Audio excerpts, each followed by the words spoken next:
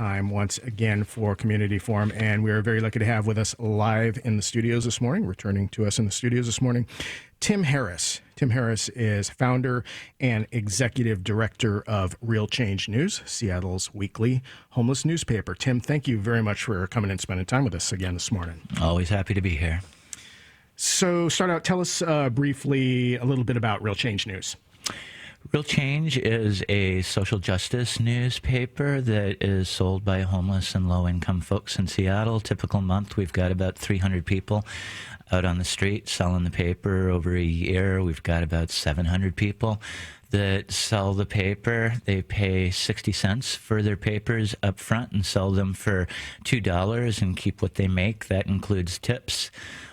So it is a low-barrier, flexible employment program that also has a very strong advocacy dimension. We're about including homeless people in the dialogue about homelessness and housing and really working on bottom-up solutions to the issues. Yeah, that's about it.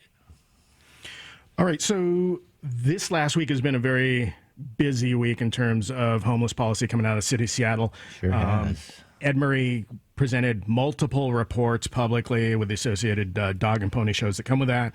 And the beginning of the week started on Tuesday with a Seattle City Council hearing that was in response to a open letter that your organization, Real Change News, as well as some other prominent local organizations had presented a month or two back. Mm-hmm. So I'm wondering if you can talk about how that letter came about and give us kind of a brief history of, what's really transpired over the last year to get us to where we are today. Yeah. I mean, the letter really is the tip of an iceberg that goes very, very deep. And, a big part of what's going on is that encampment cleanups or sweeps, whichever vernacular you prefer, have really escalated under the Murray administration. They've more than doubled over the previous administration, even more sweeps than occurred under the Nichols administration, which was pretty aggressive about it. There's been an average of about 2 sweeps a day since over the last year. And it is not helping the situation. According to just a few days ago, there was a briefing by Corey Potts, who is the person in charge of the logistics of all of that.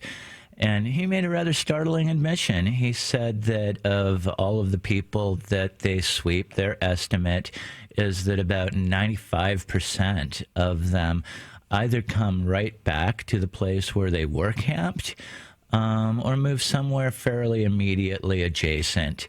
So it's a lot of resources going into shuffling people around and not helping them, a fairly criminalized response to unsheltered homelessness that doesn't have a lot of regard for the welfare of the folks involved and is pretty light on actually helping them. So we've been pushing back on that for more than a year.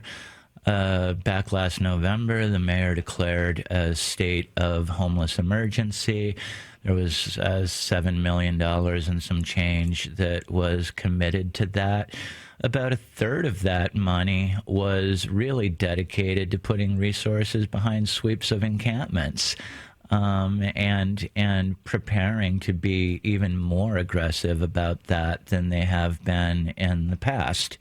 So really, in response to that and that renewed emphasis on sweeps, organizations like the ACLU and Columbia Legal Services and the Seattle King County Coalition on Homelessness and us and there's a few others that have been involved, started putting together legislation that looks like how we think that homeless encampments should be managed based on what we're hearing from the outreach workers, based on what we're hearing from people who are most closely connected to the issues.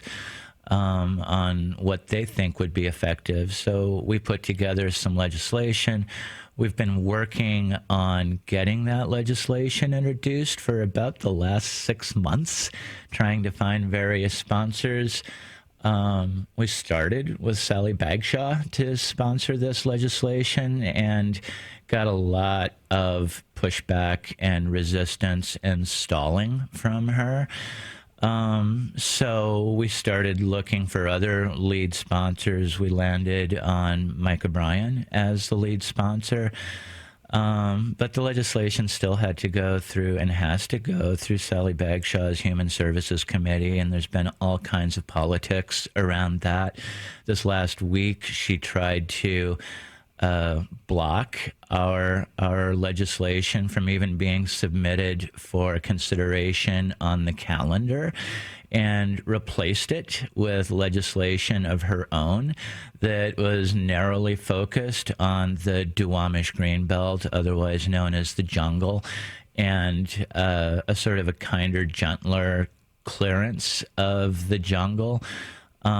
This was in no shape or form comparable to the legislation that we were submitting. It's much narrower, much more wedded to the old practices of how they've been doing it.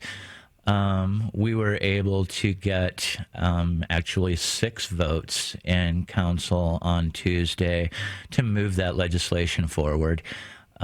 Which was a surprise to Sally. And now she's saying that she's going to work with us on trying to get this legislation through in the next month. I think the good news on this is that we have a majority of council members, not even counting Sally, that say that they are committed to getting legislation on how to change the way we do homeless sweeps in Seattle and improve that within the next 30 days so that we're in time for budget considerations and that we have an opportunity to put the resources behind that approach that it will need. So it's going to be a real uphill fight over the next month to get a version of this legislation through that maintains the integrity of the legislation that we've submitted. And, you know, the one thing that I want to stress over and over on this show this morning is that city council members really need to hear from the public that they support a more effective approach to unsheltered homelessness that doesn't just shuffle people around, and they expect city council to take action on this by the end of that 30 days. Because if that doesn't happen, all the city councilors are hearing from, you know, the folks that are being mobilized through Nextdoor and the kind of NIMBY associations that are much more blaming and punitive toward homeless folks and really just don't want to see homeless folks on the streets in Seattle because it bothers them. Well, and it appeared, at least at this last Tuesday's full council hearing, that the folks that are opposed to your proposed legislation were also more organized in showing up early during the public comment period and getting their names on there early, and that there was, you know, multiple outcries over the fact that there was actual homeless people down in the waiting room trying to get up, and Bruce Harrell wasn't real open to allowing them to get up when there was open seats. Yeah, well, there's a long history in Seattle of being tricky about how public testimony is managed for these kinds of hearings, and this was a sort of a low watermark in regard to that. It was pretty clear that they greased the rails to get the folks that they wanted to hear from in the door and keep the people that they didn't want to hear from out of the hearing room, and they were pretty successful at that this time. But the important thing is that we still got the votes that we needed to move the legislation forward. Particularly grateful to Council Member Gonzalez, because she was the one who really came out and tipped the scales and said this legislation needs to be heard. She was the critical fifth vote that moved that into committee for consideration. And how did Sally Bagshaw vote on this particular last Tuesday? She and Burgess and who was the other one? I forget. Was it Harold? No, Harold voted for voted it. for He it. said that he wasn't in favor of it as it was written, but he believed that it needed to be considered. Anyway, I'm blanking on who the third That's opposed okay. was. Oh, it was Bagshaw. Well, it was Bagshaw and whatever. Bagshaw and Burgess. Gotcha. Someone else. This is, it's why we're not putting you on the game show circuit. Yeah. And it is very early morning. It is. So Tuesday was quite something to behold from watching the city council meeting. And then magically later in the week, multiple reports are released simultaneously. Boom. Yeah. Can you talk about that? Yeah, well, those have been anticipated for quite a while. There was a report from Barbara Poppy, the consultant that comes out of the U.S. Interagency Council on Homelessness. They are really the sort of architects of the 10-year plan approach to ending homelessness that, has various earmarks. One is that they really avoid looking at systemic causes of homelessness, such as unemployment among poor people and the lack of affordable housing and so forth, and really rely on relatively technocratic human services solutions that are disconnected from economic realities, and that always winds up undermining them in the end. So there was the Poppy report, which has been anticipated for a while. And then there was another group of consultants called Focus Strategies that issued a parallel report. And then there's the Pathways Home report, which was, my understanding, a kind of a collaboration between King County and the city of Seattle, and All Home, which is the organization that really manages the homeless response in King County and implements it on the ground. And of the three of them, the Pathways Home report, if you're going to read one of these reports, it's the Pathways Home report, because it's the one that really most accurately reflects where the city is going on their homeless response and what they're planning on doing. All right. So we should go into more detail about some of the maybe the realistic things in these reports versus the unrealistic analysis that came out of them. Maybe starting with Poppy's report, since it appears that it was really done by, a data cruncher as opposed to somebody that has spent any time interacting with folks on the street. Well, I mean, she is all about human service industry best practices, which tends to be, as I've said, a pretty depoliticized approach to how to deal with homelessness. And her report was perhaps more maddening than any of the others because it was the least grounded in reality. Her opinion was that we could get all of the unsheltered people in Seattle inside within the next year if we only would, take a more of a housing first approach and move people through the shelter system faster to create capacity that creates more flow in the shelter system and allows it to serve more people. And, I'm sorry, I've been hearing that song and dance for the last 15 years and watched homelessness in Seattle pretty much double over that period of time. So on multiple levels, that just lacks credibility. there are a number of approaches that are recommended in that make their way into the Pathways Home report. And that's where I'd really like to focus, is on that report, because, as I've said, it's the most relevant of them.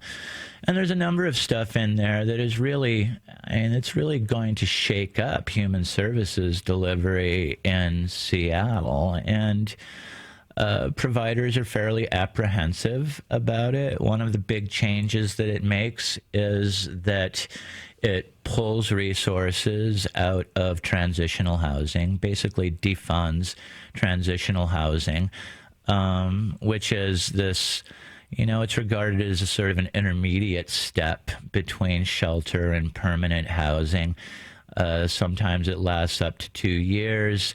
People get into transitional housing, they settle in, they've got time to take care of things that are going on in their lives, and then they move into permanent housing.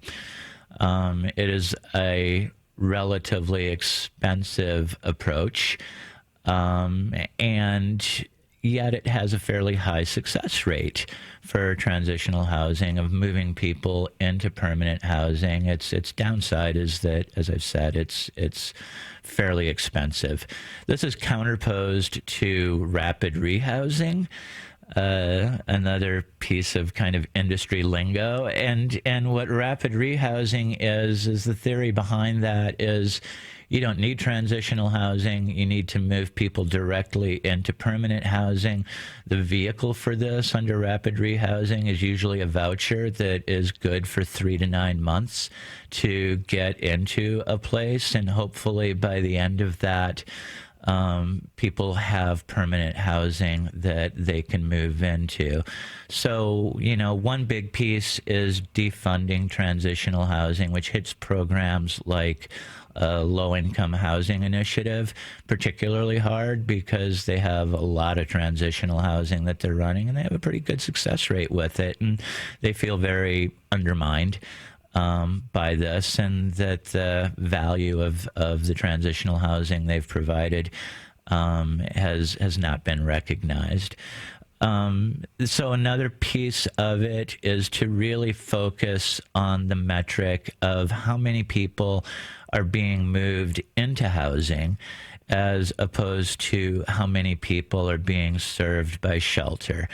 And they are going to really hold service providers' feet to the fire on this metric of how many people are you moving into housing. We don't really care how many people you're serving. What we care about is how many people are being moved directly into housing. That's the new magic metric. And is that like a stick they're going to be using as to determine whether these organizations get further funding? Absolutely. And, their argument is that most of these contracts that they have with service providers, they have contracts with like 300 different agencies to provide services. And most of these contracts have not been reviewed or put out competitively for over a decade. And what they say is that there's a lot of political entrenchment, and that it is not connected to their actual effectiveness. And that what needs to happen is to shake up the system, focus more on metrics, and either you meet those metrics or you don't get funding.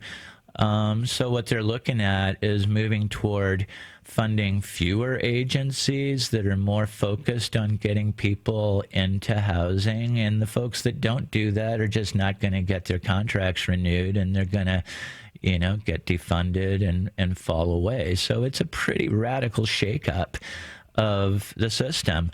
And, some of that is justified. I mean, there are shelters that I won't name on the air that have, relatively, most shelters are full.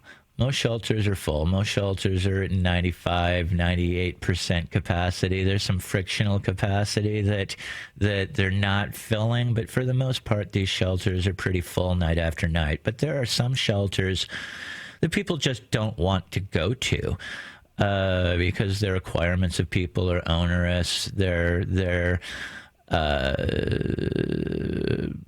putting their ideology on the people who stay there.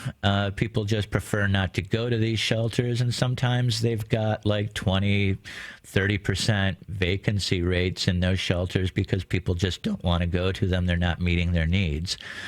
And, you know, I think it's right and proper that the city, you know, not invest in those shelters, and that they put their resources in places that people are actually going to use.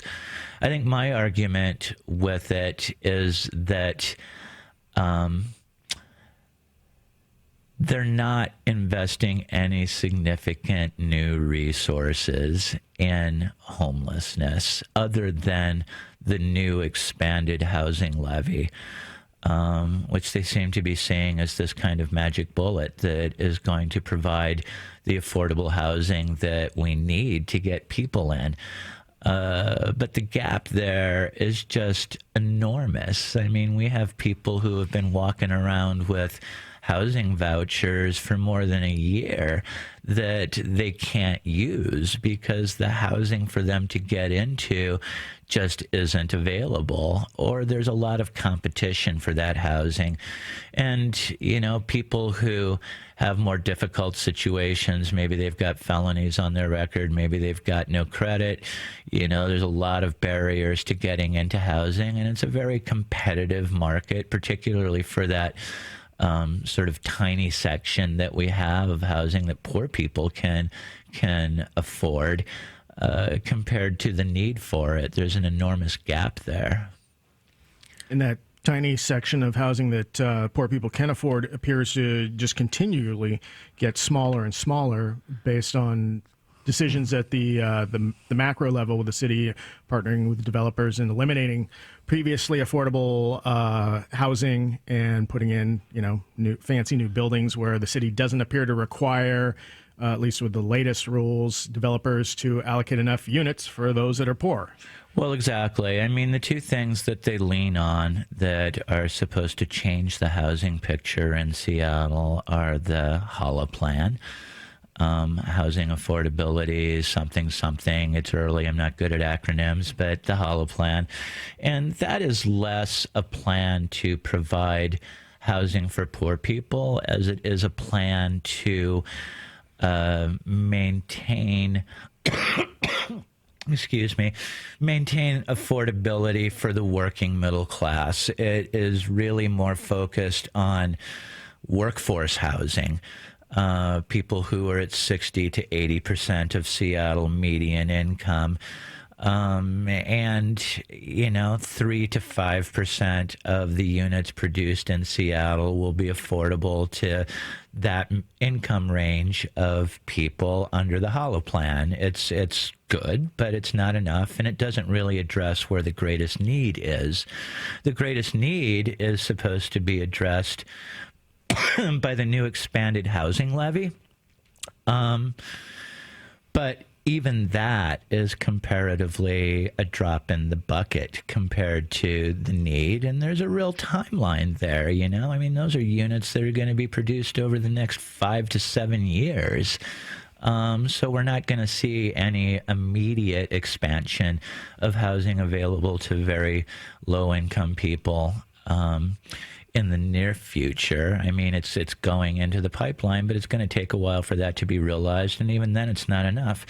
And at the same time, we have, you know, documentation that a lot of people have been citing that for every $100 rent increase on average, you're going to see about a 15% increase in homelessness. And that is what has been driving the rising numbers here. I mean, we have seen an 84% increase in unsheltered homelessness in Seattle since 2011. 84% increase in unsheltered homelessness. Just in the last couple of years, it's risen by something like 40%.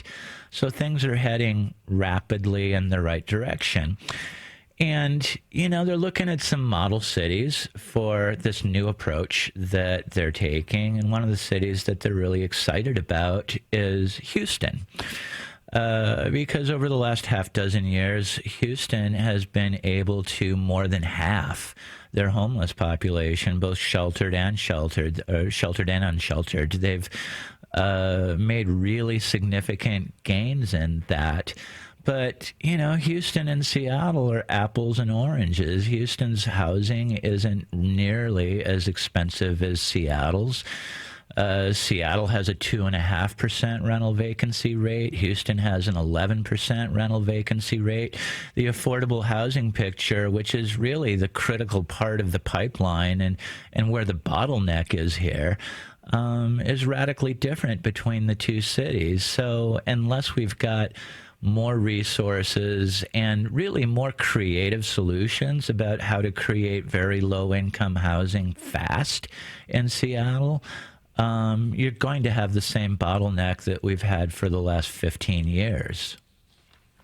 The other semi-successful solution that trotted out this week, and actually months back, was San Francisco and their navigation center. What's your thought on that?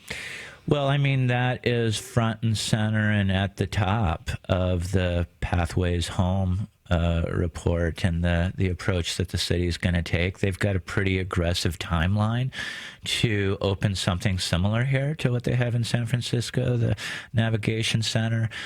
And it's a good approach. It's low barrier. Couples can go there. You can go there with pets. Addictions aren't a barrier. It's about getting people inside in an environment that has relatively few rules.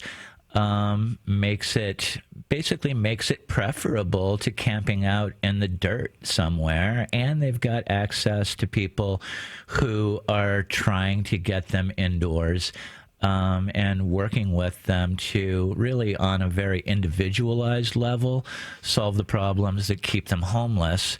So it's a great approach, and it's one that I very much support. But at the same time, 1 out of 3 of the 10,000 homeless people that were counted on one night in Seattle are sleeping outside. And the capacity of the navigation center is going to be maybe 300 people over a year. 300 to 500 people over a year. So it's a step in the right direction, but again, it's not a magic bullet. The magic bullet is figuring out how to expand the housing supply. Well, you've got all of 2 minutes to tell us how that will happen. I can't do that in 2 minutes. Right. So what I'd rather do is stress that our legislation that we've submitted begins with the proposition that just chasing people around who are outdoors does nobody any good. It's a tremendous waste of city, county, state resources that just deepens the misery that people are living in. And that rather than seeing places like the jungle as this sort of public health scourge that needs to be eliminated, we need to see that as an asset. It is a place where people are finding community. It is a place where people are finding safety. We need to mitigate the harm with sanitation, trash removal, outreach to them, building relationships. Take advantage of the fact that these communities of people who are camped out already exist, to build relationships with them and to not move them unless there really is a public safety or health hazard that justifies it, unless we are able to get them into housing. or shelter, or identify an alternative place that they can go to and find stability. What we think is that our current approach is disrupting people's lives to no avail and getting in the way of outreach workers' ability to build the relationships and trust with people that is ultimately going to get them inside. So people really need to contact City Council, let them know that they support this legislation and that they want to see real solutions within the next 30 days. Talking with Tim Harris, founder and executive director of Real Change News, and in addition to many street corners across the city where people can find their Real Change vendor, where else can people find their Real Change News? We're far flung, but our distribution really focuses in Seattle. And you can go to our website, realchangenews.org, find out more about us, find out more about our vendors. And also, in my last 5 seconds here, we have our annual breakfast coming up on Thursday, September 15th, 8 a.m. at the Washington State Convention Center, about 500 of our best friends, and we would love to see anybody there. We will be registering people at the door if you show up, but we would prefer it if you give us a heads up that you're coming. All right. Well, with that, we're unfortunately out of time. I want to thank you very much for coming in again and spending time with us today. My pleasure.